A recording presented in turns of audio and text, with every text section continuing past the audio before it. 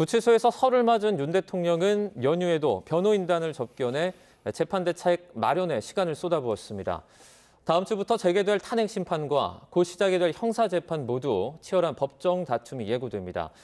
재판 리스크를 안고 있는 이재명 더불어민주당 대표는 오늘 조금 전에 문재인 전 대통령을 만났습니다. 전국을 흔드는 여러 법적 이슈들 짚어보도록 하겠습니다. 서정빈 변호사 나와 있습니다. 어서 오세요. 안녕하십니까? 네, 오늘 오후에 이재명 대표와 경남 양산에서 문재인 전 대통령을 만났다라는 소식까지 저희가 전해드렸는데, 자, 이재명 대표가 사실 사법 리스크, 재판 리스크, 다양한 어떤 이슈들을 안고 있지 않습니까? 지금 진행되고 있는 재판들이 많이 있죠. 네, 그렇습니다. 우선 말씀을 드리자면 대장동 백현동 위례신도시와 관련된 그 개발 비리 혐의, 그리고 성남FC 불법 후원금 혐의, 그리고 공직선거법 위반, 또 위증교사 혐의, 네. 쌍방울 대북 송금 사건, 그리고 경기도 예산 사적 의혹 혐의 등에 대해서 재판을 받고 있습니다. 네. 이 재판 숫자로만 따지면 현재 5개의 재판이 진행되고 있는 상황이고, 일단 위증교사 혐의에 대해서는 1심에서 무죄를 선고받았지만 네. 이제 공직선거법 위반 혐의에 대해서는 1심에서 징역 1년에 집행유예 2년을 선고받아 항소심이 진행 중입니다. 네. 남은 재판들 역시도 아직까지 결과를 예측할 수가 없는 상황이기 때문에 이 대표에 대해서 사법 리스크가 상당히 높다라는 평가가 많이 있습니다. 네. 공직선거법 위반 사건을 좀 저희가 들여다보겠습니다. 결심 공판이 다음 달 26일에 열리게 돼 있는데, 이 상태로 진행이 되면 만약에 이르면 3월 정도면은 선고가 나온다라고 저희가 볼 수도 있겠죠. 네, 충분히 그렇게 예상할 수가 있습니다. 네. 결심이라는 것은 결국 심리를 마치겠다라는 것이고, 남은 것은 선고밖에는 남지가 않게 됩니다. 네. 통상적으로 판결 선고까지 3주에서 4주 정도 걸린다고 봤을 때, 네. 만약 예정대로 다음 달 26일에 결심이 된다라고 한다면 빠르면 3월 중순 혹은 말 정도까지면 선고가 나올 가능성이 상당히 높다, 이렇게 볼 수가 있습니다. 네. 지금 2심 결과에 따라 파장이 정말 클 수 있을 것 같은데, 쟁점은 어떤 게 있습니까? 일단 2심에서 이제 선고를 받은 내용 크게 2가지로 나눠볼 수가 있습니다. 네. 첫 번째는 이제 이재명 대표가 전 성남도시 개발공사 직원인 고 김문기 씨와 관련한 그 발언에 대해서였습니다. 네. 이건 이제 2021년 12월경에 한 프로그램에서 당시 이재명 대표가 국민의힘이 공개했던 사진, 이재명 대표와 고 김문기 씨가 함께 찍혀 있는 그 사진에 대해서 이것은 조작된 것이다라는 이야기를 했습니다. 근데 이제 1심 재판부에서는 그 발언 내용은 결국 고 김문기 씨와 함께 골프를 친 적이 없다라는 취지고, 실제로는 골프를 쳤기 때문에 이것은 허위 사실에 해당한다라는 거였습니다. 네. 그리고 한편으로 고의와 관련해서도 당시 상황을 봤을 때 이제 김문기 씨와의 그 골프 친 사실에 대해서는 충분히 기억을 할 만한 그런 내용이었고, 네. 이 사건 발언이 있기 전에도 워낙 이 부분이 이슈가 됐던 만큼 기억을 다시 한번 해보고 사실을 확인해 볼 만한 시간도 충분히 있었는데, 이런 사실과 다른 발언을 한 것은 결국 고의도 인정이 된다라는 판단을 했던 겁니다. 네. 그러니까 이 부분에 대한 이제 2심에서의 쟁점은 결국 당시에 이 사진이 조작되었다라는 발언이 김문기 씨와 골프를 친 사실이 없다라는 그런 발언으로 해석될 수가 있는지, 그렇게 이해가 될 수 있는지, 그리고 결국 이 김문기 씨와 골프를 쳤냐 안 쳤냐, 이 부분은 이재명 대표의 기억의 유무와 관련된 부분인데, 네. 법원에서 그 정황들을 가지고 이런 내면적인 것까지도 판단을 해서 고의를 인정할 수 있을지, 이런 부분들이 결국 쟁점이 될 겁니다. 네. 그리고 나머지 한 가지 쟁점은 이제 백현동 관련된 허위사실 공표 부분입니다. 여기서 이제 계속되는 쟁점, 그리고 2심에서의 쟁점을 간단하게 말씀드리면, 일단 이 발언이 국회 국정감사에서 증인으로 출석한 상황에서 있었던 발언이기 때문에 관련 네. 법상 이거 처벌 가능한지, 그리고 처벌할 수 있다 하더라도 허위사실 공표에 해당하는지, 그리고 이 백현동 부지 용도 변경 과정에서 이재명 대표가 주장하는 것처럼 국토부 측의 강요나 협박이 있었는지, 혹은 그렇지는 않더라고 하더라도 이런 식으로 표현한 것이 이제 고의가 인정이 되는지 등이 모두 다 쟁점이 되고 있는 상황입니다. 네. 지금 윤 대통령 탄핵 심판과 맞물려서 같이 진행이 되고 있는데, 만약에 조기 대선으로 들어가게 된다면 그 이재명 대표가 이제 후보 신분이 될 수도 있잖아요. 그러면 지금 진행되고 있는 재판들은 일정이 조금 달라질 수도 있습니까? 사실 이 부분은 조금 예상도 여러 가지가 있고 논란이 네. 상당히 있을 수 있는 부분이긴 합니다. 이제 조기 대선으로 들어가면 결국 이제 여러 가지 변수들 중에 중요한 것들이 선거일은 또 언제인지, 네. 그리고 2심, 3심 이재명 대표에 대한 이 재판들의 판결이 언제 선고가 되는지, 확정이 되는지, 그리고 결론은 어떻게 되는지, 이 부분이 상당히 중요한 변수인데, 네. 만약 이제 대통령 선거일 전에 2심 그리고 3심 판결이 나온다, 그리고 확정이 된다라고 한다면 이제 뭐 무죄 선고를 받는 경우에야 이재명 대표 입장에서는 아무런 문제가 없긴 하겠지만 네. 만약에 유죄 선고를 결국 받게 된다라고 한다면 결국 후보 자격이 상실이 되게 됩니다. 네. 그래서 대선에 당연히 큰 파장을 불러일으키는 거고요. 근데 만약에 대통령 선거일보다 확정 판결이 늦게 나온다, 그러면은 이제 이재명 대표가 당선이 됐을 때 이후에 이제 유죄 판결이 확정될 수가 있습니다. 네. 그러면은 이제 뭐 법적으로는 이전에 당선이 됐으니 대통령 자격이 곧바로 박탈된다까지는 아니겠지만 네. 결국 법원의 판결 시기에 따라서 결론이 달라지는 거 아니냐, 이 선고의 결론이 달라질 수 있는 것 아니냐, 이런 비판이 또 상당히 제기될 수 있기 때문에 그런 정당성 문제가 또 불거질 수가 있습니다. 네. 이런 점들이 상당히 얽혀있기 때문에 만약 조기 대선이 실시됐을 때 대법원이 결국 판단을 빨리 할 것인지 혹은 늦출 것인지에 대해서는 여러 의견이 많이 갈리고 있는 상황으로 네. 보여집니다. 조금 전에 변호사님이 조금 언급을 해주셨는데 만약에 그러니까 가정을 해서 이재명 대표가 조기 대선에서 당선이 됐을 때 현직 대통령 신분이 되면 불소추 특권이 생기지 않습니까? 그러면 일단은 뭐 내란죄라든지 외환죄라든지 이걸 제외한 재판에는 회부되지 않는 거 아닌가요? 이 부분도 그런 상황이 발생했다고 가정했을 때 상당히 논란이 있을 수 있는 그런 부분입니다. 말씀하신 네. 것처럼 이제 헌법에서는 대통령의 경우에는 내란 외환의 죄에 대해서는 소추하지 못한다. 그러니까 재판으로 넘겨지지 않는다라는 규정이 있습니다. 네. 그러니까 이걸 근데 형식적으로 해석을 하게 된다면 네. 그렇다면 이미 대통령이 되기 전에 진행 중인 사건에 대해서는 영향을 미치지 않는다. 그래서 선고까지 있을 수 있다라는 해석이 충분히 가능합니다. 네. 그러면은 결국에는 불소추 특권과 상관없이 처벌이 될 수가 있는 거죠. 근데 또 한편으로는 이 규정에 대해서 넓게 해석하는 견해도 있습니다. 여기서 말하는 것은 단순히 기소, 그러니까 재판에 넘겨지는 상황뿐만 아니라 일단 대통령이 되면 국정 운영의 안정을 위해서 현재 진행 중인 재판도 포함을 해서 정지가 된다. 그래서 여기에 대해서 판단하면 안 된다라고 해석해야 된다라는 견해도 있습니다. 네. 그래서 만약에 이런 상황이 발생한다면 결국 이 규정 해석에 대한 논란이 또다시 불거질 수가 있습니다. 네. 이재명 대표 측에서 위헌 법률 심판 제청을 검토하고 있다라는 얘기도 있습니다. 이 위헌 법률 심판이라는 게 이제 기존의 법률과 헌법이 위배되는지 아닌지를 보는 거잖아요. 만약에 신청해서 이게 재판부가 받아들이게 되면 시간이 정말 오래 지날 수도 있을 것 같은데 지연 전략 아니냐 이런 목소리도 나올 수 있을 것 같아요. 그런 비판도 충분히 가능한 상황으로 보여집니다. 네. 이제 말씀하신 것처럼 이 위헌 법률 심판 제청 신청이라는 것은 이 현재 진행 중인 사건에 적용되는 법률이 헌법에 반하는지 여부를 판단받기 위해서 하는 겁니다. 네. 그래서 법원에서 이 신청을 받아들이면 헌법재판소에서 결국 이 공직선거법상 규정이 위헌인지 아닌지를 판단하게 되고 그 결론이 있기 전까지는 진행 중인 형사재판이 정지가 되게 됩니다.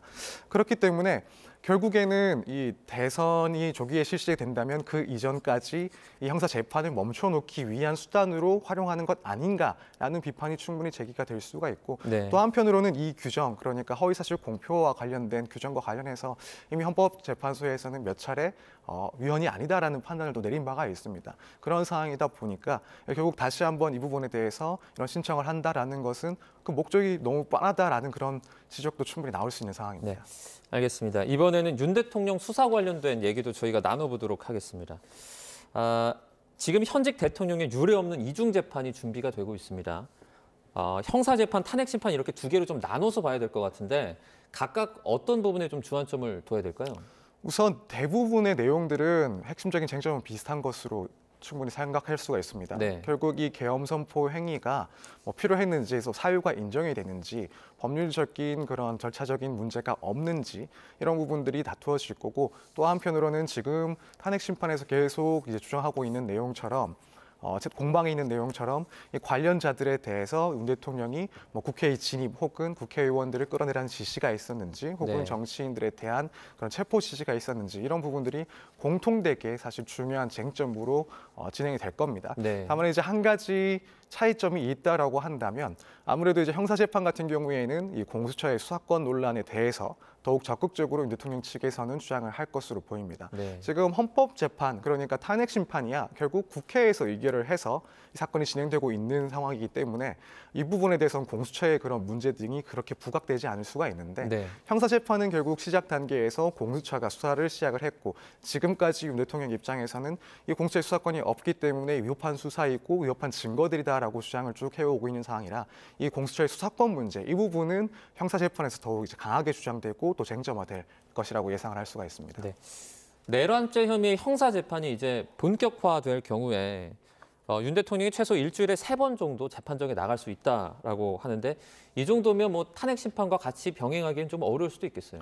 네, 그럴 수 있습니다. 물론 지금 이제 헌법재판소에서 지정해 놓은 기일은 2월 13일까지고 만약 그때까지 뭐 모든 것들이 일단 결론 나고 선고만을 앞두고 있다라고 한다면 네. 맞물릴 가능성은 없긴 한데 혹시라도 이제 재판 기일이 변론 기일이 추가가 되고 네. 또 형사 재판이 더 이르게 시작이 된다라고 하면 정말 일주일에 2번, 3번까지도 법원에 나가야 될 그래서 헌법 재판과 형사 재판을 함께 진행해야 될 그런 부담이 분명히 존재합니다. 네. 사실 뭐 헌법 재판의 그 기일 지정과 관련해서도 그것만으로도 윤 대통령 측의 대리인들은 상당히 너무 촘촘해서 방어권을 침해할 수 있는 그런 기일 지정이다라고 주장을 해왔는데 네. 만약에 이렇게 양 사건이 맞물려서 진행이 되고 일주일에 2-3번 혹은 그 이상으로 재판이 진행돼야 된다라고 한다면 윤 대통령 입장에서는 사실 그런 주장을 다시 한번 충분히 할 만한 내용이라고 보입니다. 특히 지금 탄핵 심판 같은 경우에는 대통령 직위를 유지할 수 있는지와 관련해서 뭐 상당히 중요하다고 볼 수밖에 없는 재판이고 네. 또 한편으로 형사 재판 경우에도 이 최소 무기징역형 이상을 선고받을 수밖에 없는 개인적으로 봤을 때도 상당히 중요한 재판이라고 볼 수밖에 없기 때문에 이렇게 일정들이 중복되고 병행된다라고 한다면 윤 대통령 입장에서는 방어권 보장 혹은 변론을 위해서 실질적인 변론을 위해서 이 일정에 대한 그런 문제 제기를 충분히 할 수 있다라고 생각이 됩니다. 네. 탄핵 심판 변론기를 보면 1, 2차 때는 이제 윤석열 대통령이 불참을 했고요. 3차, 4차는 직접 출석을 해서 적극적인 변론을 하는 모습을 보였습니다. 형사 재판은 어떻습니까? 피고인이 꼭 직접 출석을 해야 됩니까? 네, 그렇습니다. 형사 재판 같은 경우에는 원칙적으로 피고인이 출석을 해야 개정 자체, 그러니까 법원에서 재판을 시작할 수가 있고 네. 만약 출석을 하지 않는다라고 한다면 재판 자체를 실시할 수 없는 게 원칙입니다. 네. 그렇기 때문에 이제 윤 대통령 측에서도 이 형사 재판과 관련해서는 당연히 윤 대통령이 직접 출석을 하는 것이 원칙이고 출석한 상태에서 변론을 할 것이다라는 것을 전제하고 이야기가 나오는 것 같습니다. 네. 만약에 윤 대통령이 계속해서 뭐 수사권이라든지 이런 것들을 이유로 재판에 출석하지 않으면 어떻게 됩니까? 그렇게 되면은 이제 예외적으로 이제 피고인이 출석하지 않은 상태에서도 재판을 진행할 수는 있습니다. 네. 그래서 구속된 피고인이 정당한 사유 없이 출석을 하지 않고 또 인치까지도 불가능하다. 그러한 사정이 인정된다면 재판부에서는 피고인 공석으로 둔 상태에서 재판을 진행할 수도 있습니다. 네. 저희 내란죄 재판을 조금 더 자세하게 들여다보겠습니다. 내란 우두머리 혐의로 재판에 넘겨져 있는 윤석열 대통령입니다. 현재 어떤 재판부에 배당이 될지도 관심이 참 쏠리고 있는데요. 김용현 전 장관이 이 재판이 배당되는 그 재판부에 배당될 가능성도 있습니까? 그럴 가능성도 있는 것으로 보입니다. 현재 네. 이제 진행 중인 김용현 전 장관에 대해서 진행 중인 재판부는 뭐 김용현 전 장관뿐만 아니라 뭐 조지호 경찰청장 등 주요 관련자들에 대해서도 마찬가지로 재판을 진행하고 있는 상황입니다. 네. 그래서 아무래도 이제 이 내란 혐의와 관련된 주요 인물들에 대해서 한 재판부에서 이미 재판을 진행하고 있으니 윤 대통령 같은 경우에도 마찬가지로 같은 재판부에서 진행을 하게 되면 네. 결국 그 심리하는 데 있어서 일관성도 유지할 수 있고 조금 더 신속성을 확보할 수도 있다라는 의견이 있습니다. 그렇기 네. 때문에 이 재판부에서 결국에는 윤 대통령의 재판까지 또 담당할 가능성도 충분히 있어 보입니다. 네, 저희가 그래픽으로 보여드리고 있는데 서울중앙지법 형사합의 25부에 배당된 사건들이 이렇게 있습니다. 지금 만약에 먼저 기소가 된 김 전 장관의 1심 판단이 먼저 나올 가능성이 크지 않습니까? 그러면 이 결과가 아무래도 검찰과 윤 대통령 관련된 어떤 영향도 많이 줄 것 같은데 이 둘이 지금 결국에는 운명 공동체다 우리가 이렇게 이해할 수 있나요? 네, 그렇게 이해하셔도 무방할 것 같습니다. 네. 특히 지금 김용현 전 장관 같은 경우에는 이 내란 혐의와 관련해서 중요 임무 종사자에 해당하고 네. 그 중에서도 핵심적인 그런 지위라고 보여지고 있습니다. 그렇기 때문에 김 전 장관에 대해서 유죄 판결을 받게 된다라고 한다면 그 자체로 이제 그 판결이 윤 대통령에 대한 혐의에 대한 그런 증거로 유력한 증거로 사용될 수가 있습니다. 네. 뿐만 아니라 지금 김 전 장관 측의 주장들은 기본적으로 윤 대통령 측의 주장과 거의 일치를 하고 있습니다. 네. 이 계엄 상황의 그런 필요성, 계엄 선포의 필요성부터 해서 뭐 계엄은 일시적이었다, 혹은 사령관이나 관계자들에 대한 그런 구체적인 지시 지시를 내린 바가 없다 이런 내용들과 같이 윤 대통령의 기본적인 주장과 동일한 주장을 하고 있는데 네. 결국 김 전 장관에서 유죄 판결을 받게 된다라고 한다면 윤 대통령과 동일한 주장들이 결국 배척됐다라는 것이고 마찬가지 주장을 해온 윤 대통령의 입장에서는 그런 주장이 받아들여지지 않을 가능성이 매우 높아졌다라고 볼 수 있기 때문에 네. 사실상 운명 공도체라고 일컬어도 크게 문제는 없을 것 같습니다. 네. 설 연휴 중에 윤 대통령의 어떤 그 직접적인 메시지가 전달이 되기도 했습니다. 대표적인 게 이제 유혈 사태가 없었는데 어떻게 내란이냐.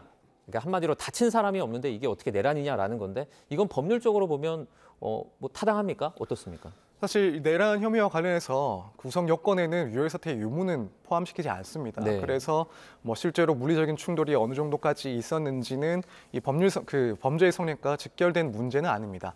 다만 이제 윤 대통령 입장에서 이런 주장을 통해서 더욱 주장하고 싶은 것은 결국 그 과정들 정황들을 봤을 때 실질적으로는 큰 충돌이 없었을 만큼 그걸 보면 윤 대통령이 이제 계엄 선포한 것은 일시적이었고 국회의 기능을 마비하려는 것도 아니었다라는 점을 알 수 있다. 이 점을 주장하기 위해서 추가적으로 나온 이야기라고 생각이 됩니다. 네, 알겠습니다. 전국을 흔드는 여러 가지 법적 이슈들 살펴봤습니다. 서정빈 변호사와 함께했습니다. 고맙습니다. 감사합니다.